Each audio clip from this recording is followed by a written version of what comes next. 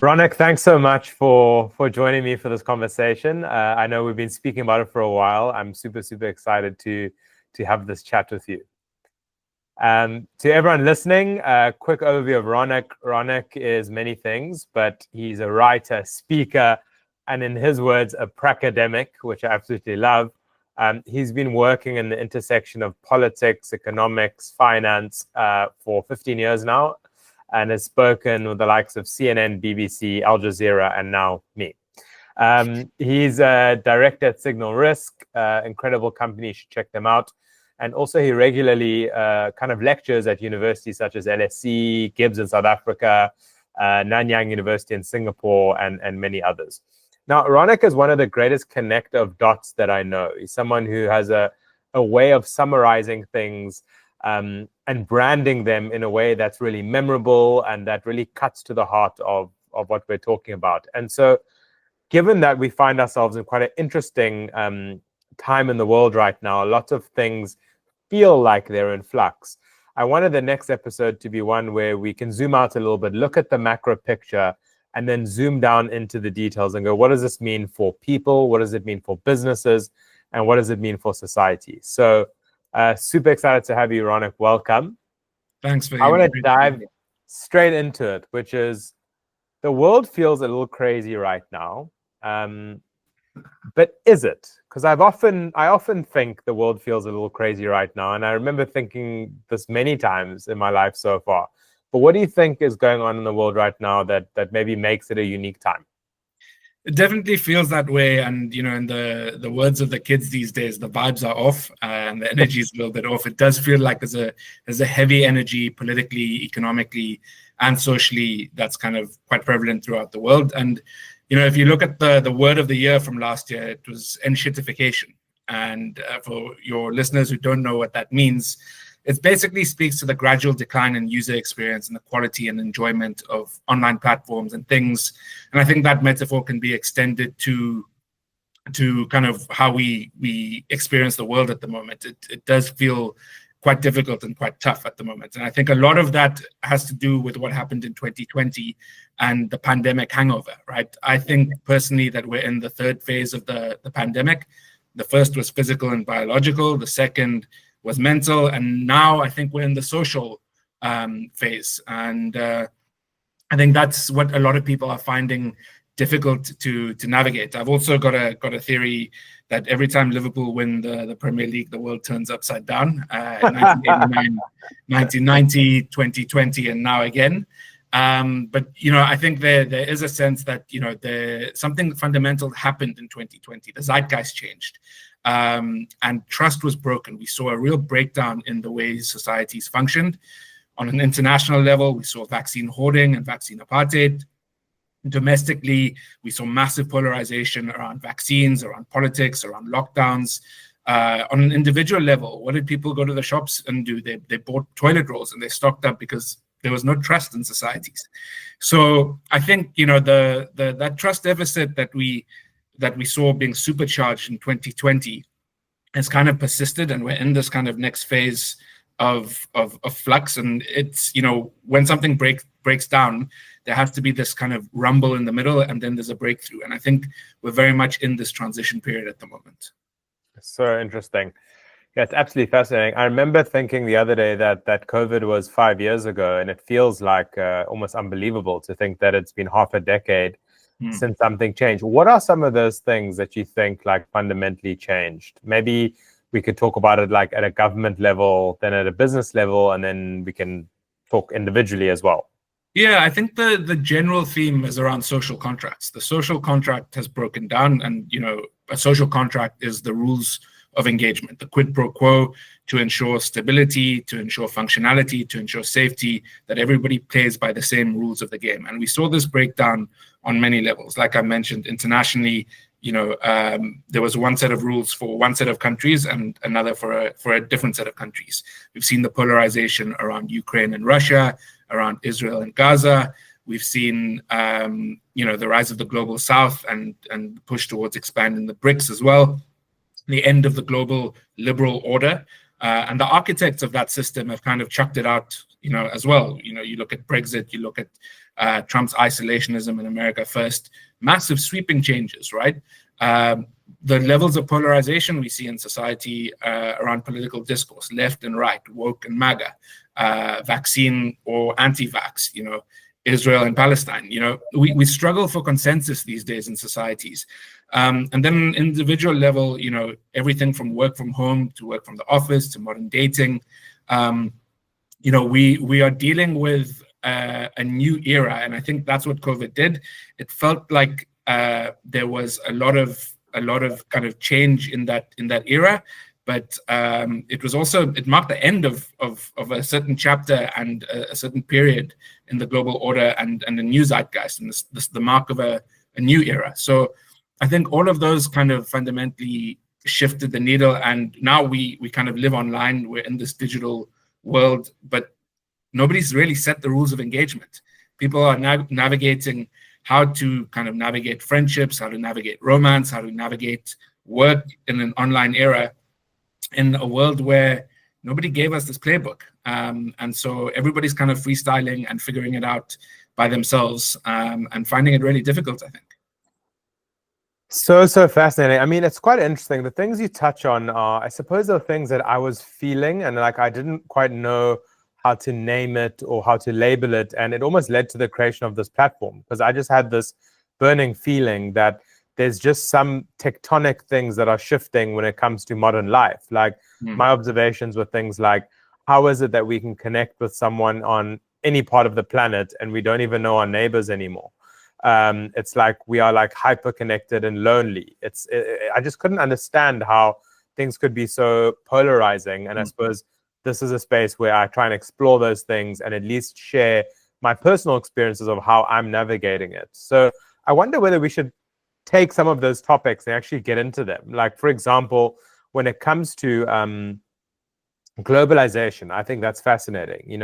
You're seeing, 10,800 millionaires leave the UK because, they don't need to stay anymore if tax doesn't work for them. So we live in a global world, and yet at the same time, you have this rise of nationalism and people going like, I'm not interested if it's like from Punjab to Hillingdon Council. Like, people don't like those posters anymore.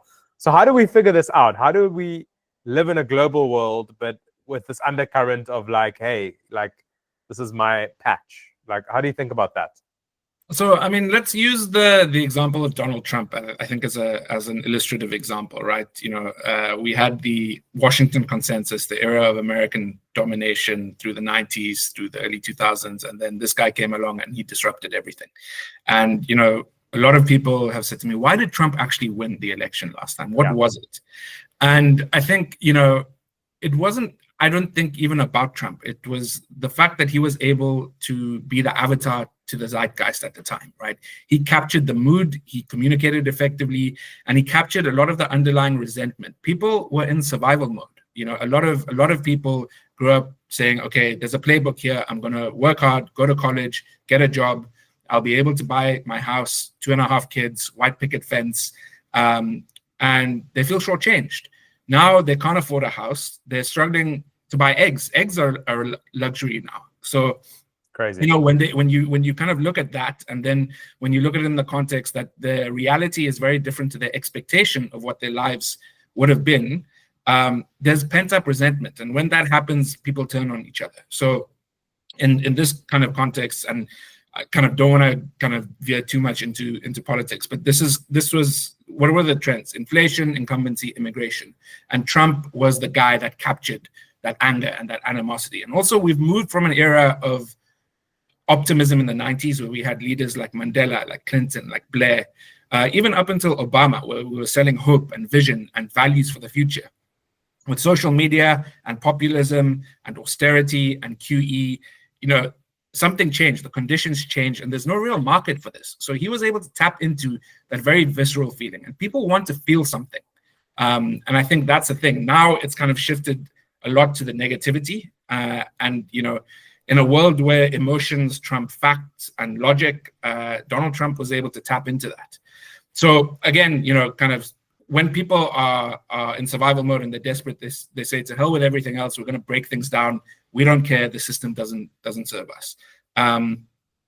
Now, if we take the London example, which I'm glad you brought up, this is a very interesting one, because I remember the first time coming to London and going to a Tesco and saying, self-checkout counters, there's no way this will work in South Africa, right? And I was just remember it being fascinating. These days, you go to Tesco, there's cameras looking at you because there's no trust in society. Toothpaste, Colgate toothpaste is barricaded and put in boxes. People say, why would I work for £12 an hour, or whatever the minimum wage is, when I can nick four phones on a moped, which pays better? And so the social contract is not working for people over here, which is why they're opting out, and they're going to places where geography is not a limitation anymore. We can kind of optimize using AI. We can be geographically mobile. Capital and human capital travels. So again, all of these big kind of tectonic shifts are happening. And, we kind of got this playbook for an old industrial era. It's being rewritten as we speak, and people are either rejecting it, wanting to break it down, sticking to it, or saying, actually, I can see something here and I'm going to reinvent the rules to suit me. And I think a lot of entrepreneurs are trying to see the gaps and do that.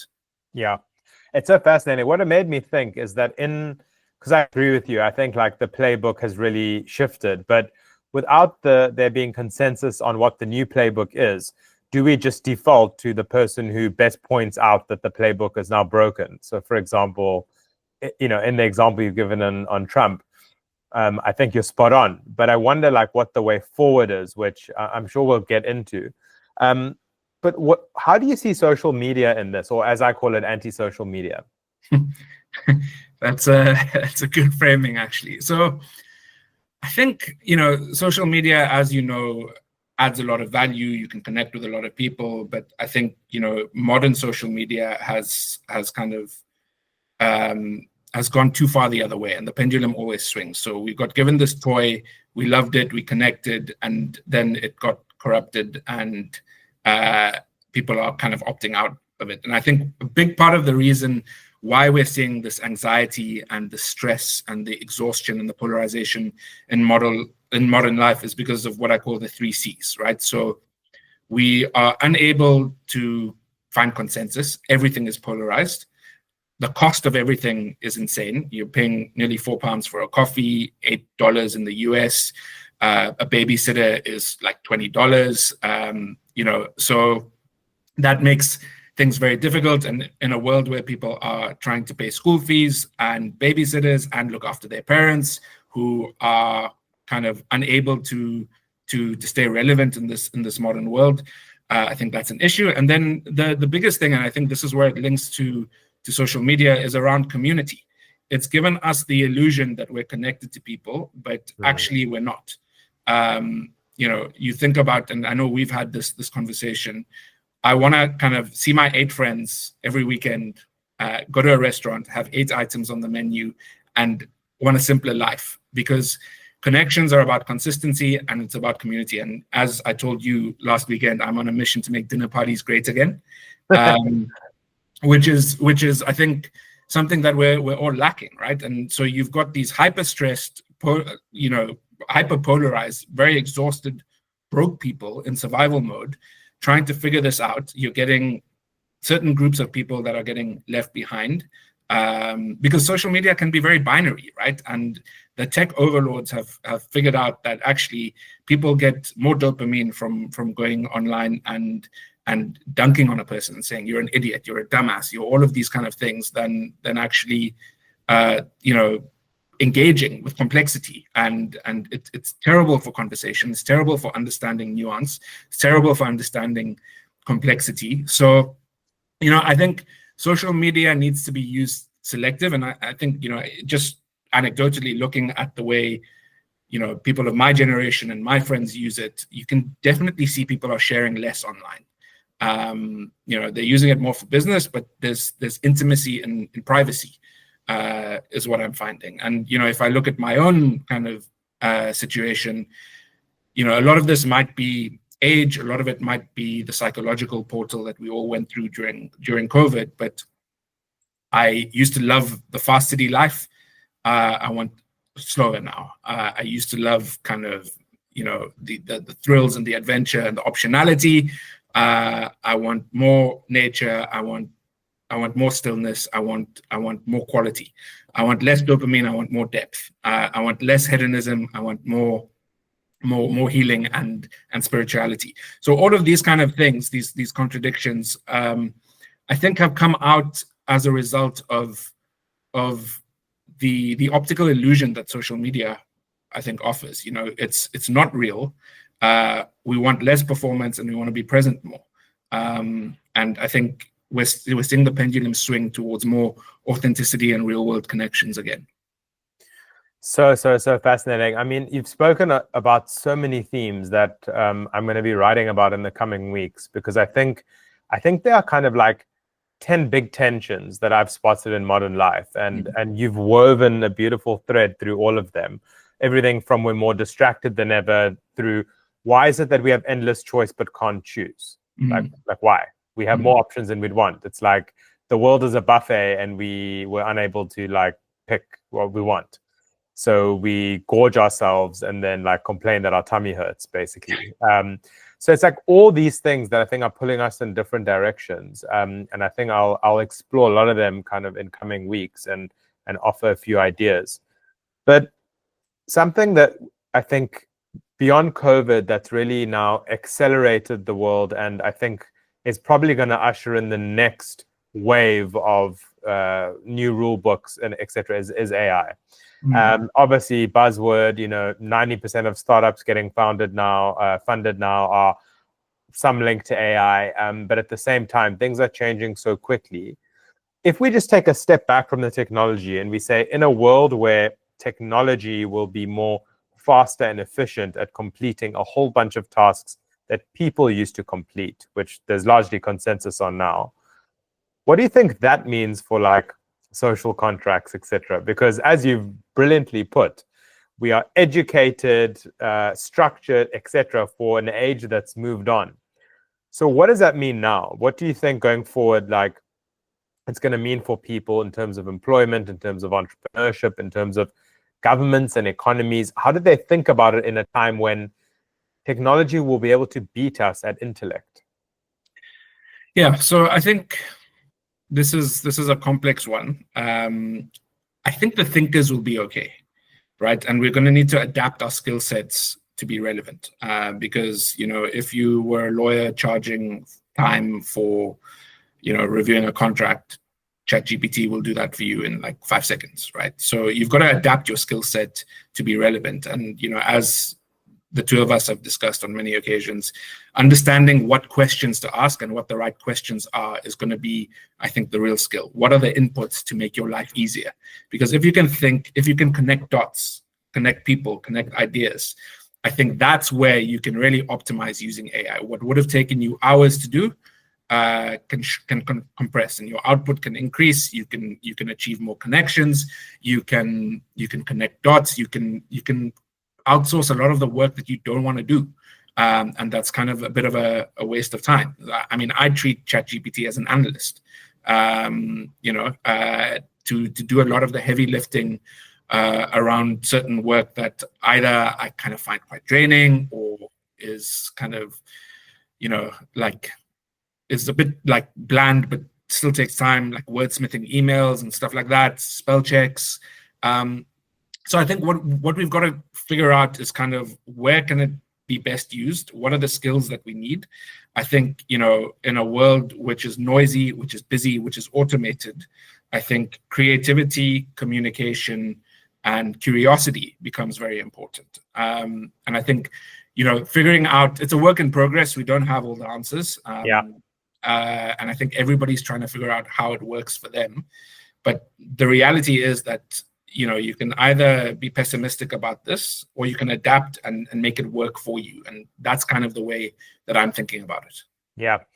My message to everyone that used to laugh at BA and social science students is be careful, because they're going to be ruling the world soon, because they're the only ones who understand how human beings work. And actually, I think it's like the era of the social sciences now, understanding themes like empathy, communication, creativity, serendipity, things like this, that just like 1 + 1 doesn't equal. I think it's going to be that era now where we step into, actually, I'm quite excited about it because we step into like what humans are uniquely like really good at.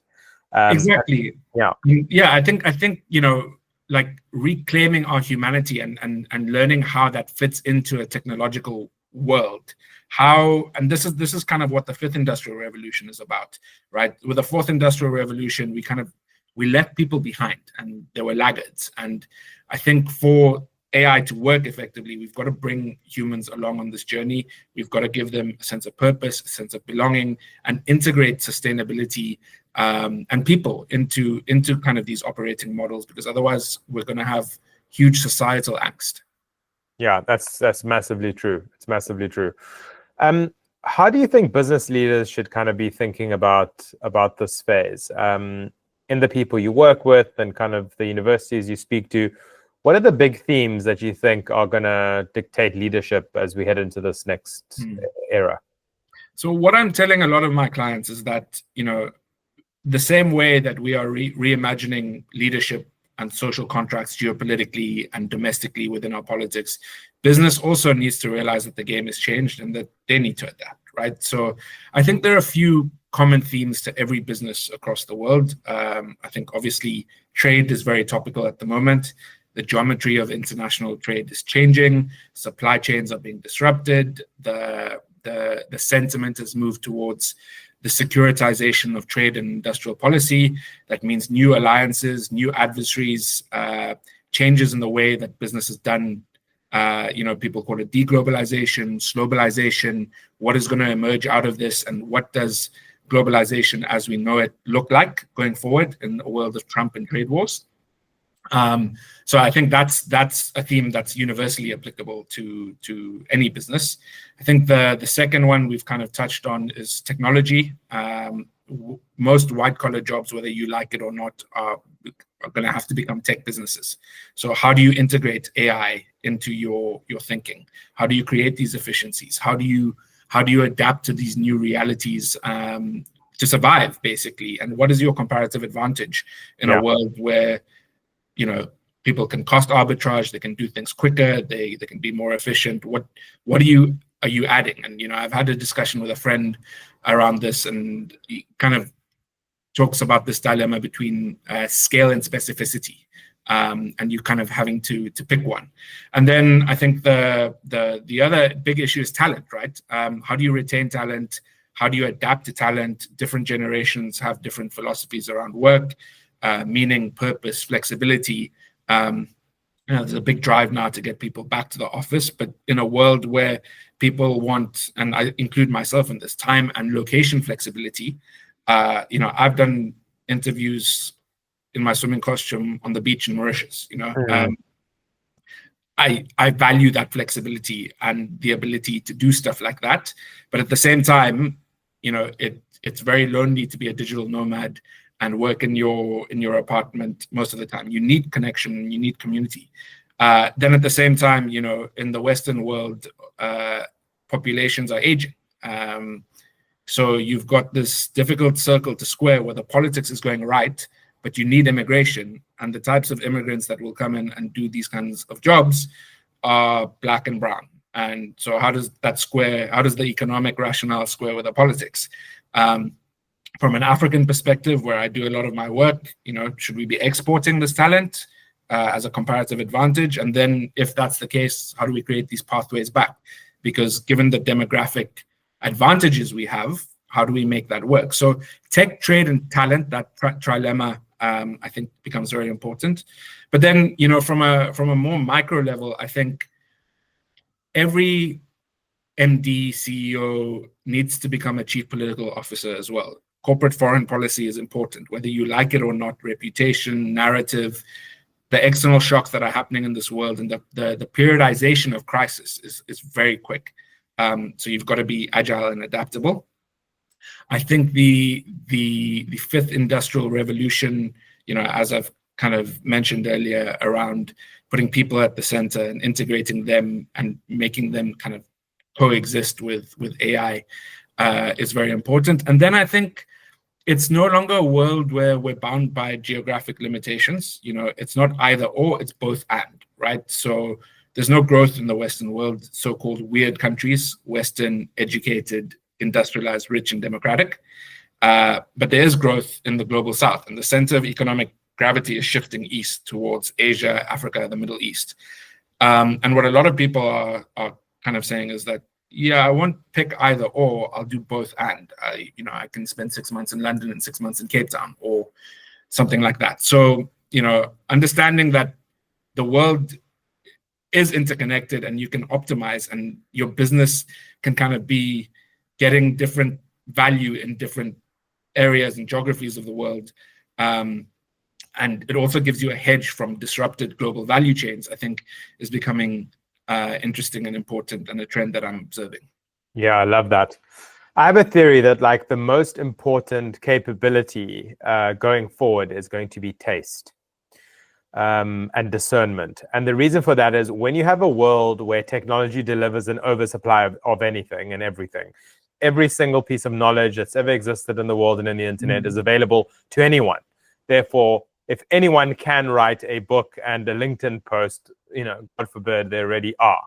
So the thing is, in a world of abundant information, what wins? I think it's the ability to pick the winners. It's like going into a grocery store with an endless aisle of, I don't know, tins of tomatoes and saying, you can pick one tomato. Which one do you pick?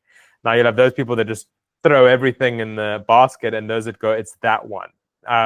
So I think taste, the ability to simplify, to cut, to separate the wheat from the chaff, knowing actually what matters, I think is going to become so important. And many people aren't skilled for that, because taste is about creativity. It's like understanding. It's like Rick Rubin goes into a recording studio with a whole bunch of artists. He can play absolutely no instruments, and yet he's produced some of the most iconic albums of all time. When they ask him why is that, they go, I suppose I get paid for my taste. So I think taste, the ability to actually pick, is going to be so important, because one thing AI does very well is generate volume. But as to what is going to matter in a kind of world that's unpredictable, I think that's about taste.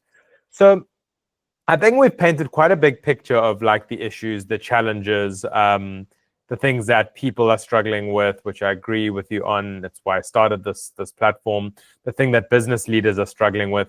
The question I have is, what could a potential playbook look like? If someone's listening to this, watching this, going, okay, guys, thanks for the doom and the gloom. I understand things have changed, but where do I start in this world of abundance? I just want to, what does this new book look like? I'm going to offer you my view. My view is that I think there's a big pendulum that's swinging, and you've got, as technology and capability has pushed us to the edge of what could we do, I think humans are looking back to what should we do. Connecting in person, eating, whole and healthy food, moving our bodies as they intend to move, social connection, meaning. It's almost like time and why during COVID did everyone go for more hikes than ever before? There was a 90% growth in hiking. I was like, that's so random. It's because people just went back to basics and back to nature. You spoke about it too. So I wonder, that's my view, is that I think we're just going to hopefully go, or a group of people will go back to actually what being a human being is. The world has evolved way faster than we have. Our brains basically haven't changed much at all. Certainly our nervous systems haven't. So I think there'll be a group of people that shift more back to basics. And by basics, I don't mean basic in that way. I mean more human. And those that will just fully dive into the matrix of over-optimization and technology. But I wonder where you think things might go. Yeah, I kind of tend to broadly agree with you. And I think that back to basics pendulum shift kind of is starting to become quite evident. I think the other thing I would add to that is you've got to decide what game you're playing. Are you playing the same game as everyone else, or are you doing something different, recognizing that trends are changing, that there are new waves emerging, and that you either kind of get on the rat race and then it becomes very difficult to be successful, or you identify an opportunity and a gap and you double down on that. So what's your comparative advantage? What's your right to win? Where do you see things going, and how do you kind of optimize on that. And we've spoken, I think, about this book that I read a long time ago, but has really kind of fundamentally shaped the way I've thought about my career, my personal life, and things like that. It's called Smart Cuts by Shane Snow. And there are three kind of broad principles that it outlines in this book. Shortening the path to success. So you don't just take a shortcut, you take a smart cut, which gives you exponential growth. Leverage, what is your leverage that you have? And then how do you soar? How do you achieve the 10x growth and the kind of optimization that you want to be successful? And I think, that I think has always been something that I've tried to do. I don't want to be a China analyst. I don't want to be playing the same game as everyone else. I want to be able to kind of adding a very specific skill set and value, which not many other people are doing, and to do it in a distinct way and a distinct style.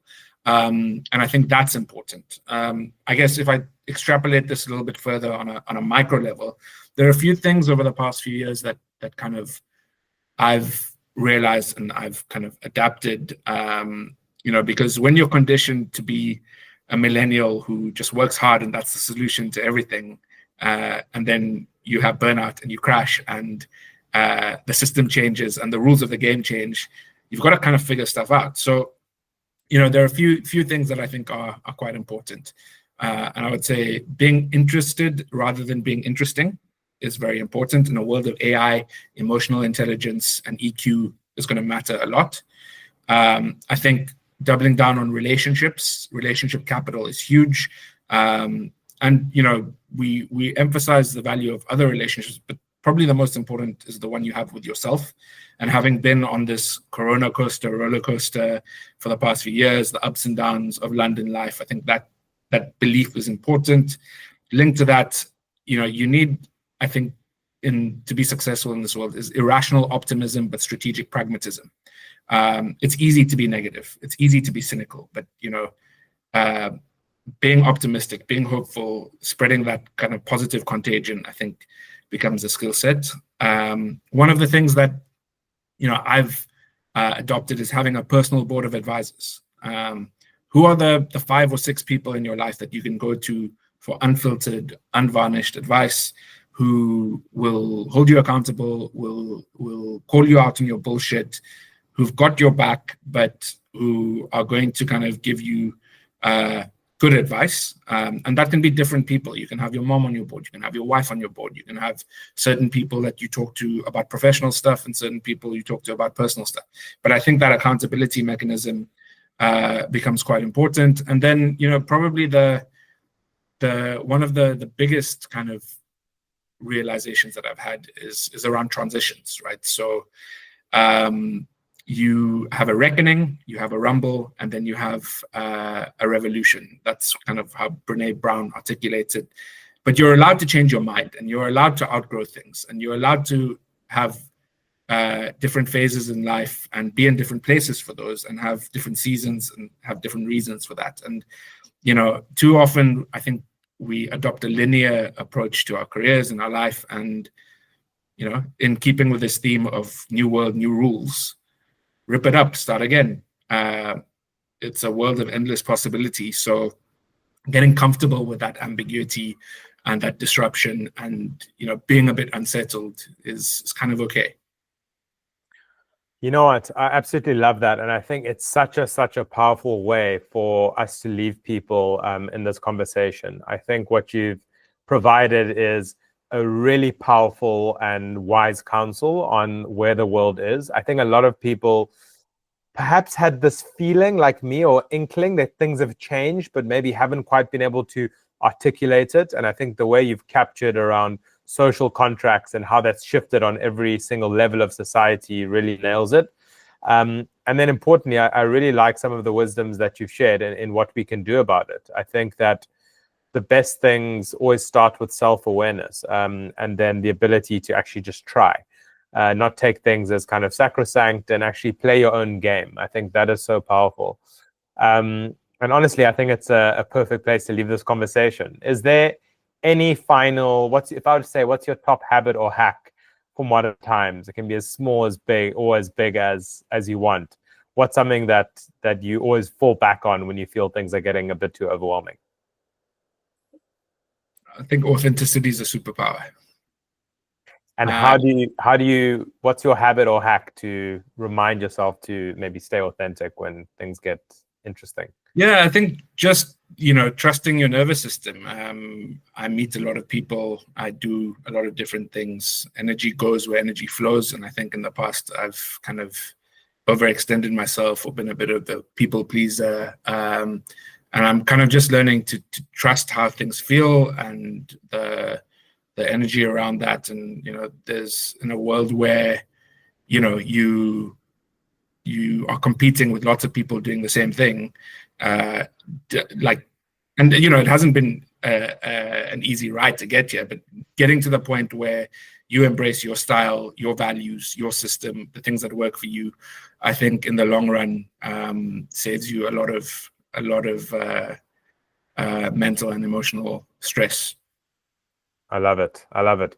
Ronak, thanks so much for the conversation. I think people are going to find this very, very valuable. As always, you've nailed certain things with your kind of classic, well thought through frameworks. I think people are going to absolutely love that. So thanks so much for your time. It was a pleasure. Always good. I know we have a lot of these conversations over coffee and walks in the park. But yeah, great to kind of bring it to life on this platform as well. Thanks so much. And to everyone else listening, thank you so much for listening to this conversation. As you guys know, the newsletter is going to be following a new format. Every so often, I'm going to unpack a new tension in modern times, many of which we've discussed in this conversation with Ronak. And then I'm going to get into some habits and hacks that can help you actually navigate that in daily life. So if that's interesting to you, give a subscribe, follow, send this to a friend. And then you'll get that direct and free to your inbox. So until next time, thanks.